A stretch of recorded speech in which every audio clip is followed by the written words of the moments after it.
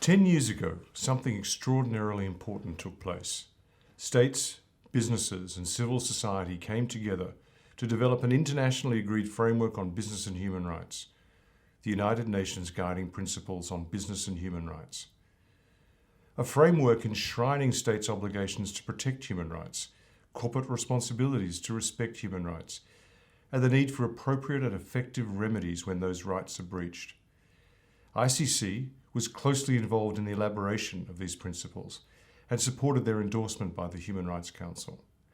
Today, I am proud to reaffirm the International Chamber of Commerce's commitment to the United Nations governing principles.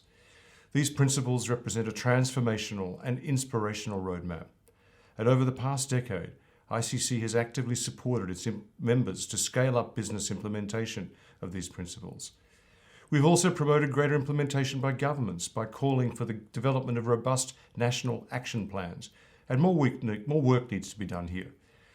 The United Nations Guiding Principles are a game changer, and we should recognise this.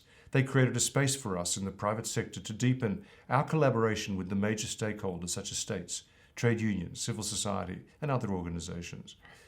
But we must also recognise that more needs to be done in the decade ahead. The principles refer clearly to the need for a mix of measures, both voluntary initiatives and regulatory frameworks, to ensure implementation by states and by business. A number of leading businesses and business sectoral coalitions are actively supporting some sort of mandatory due diligence measures with the objective that such measures would promote greater consistency and a level playing field. However, many others, especially SMEs, have concerns, such as the burden of additional regulatory requirements and the extent of liability. So greater business engagement in shaping future legislative measures and regulatory frameworks, in sharing global best practice, and in providing support for SMEs, these are all required.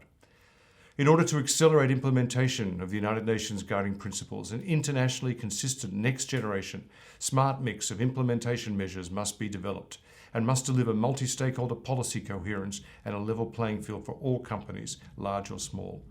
And these measures must result in a real impact on the ground. Looking to the second decade of the principles, we must place an absolute focus on policy interventions that can make an immediate difference in the real world, especially for those most vulnerable to human rights violations. This will require a variety of initiatives at different levels, underpinned by true openness and collaboration between business, governments, and civil society.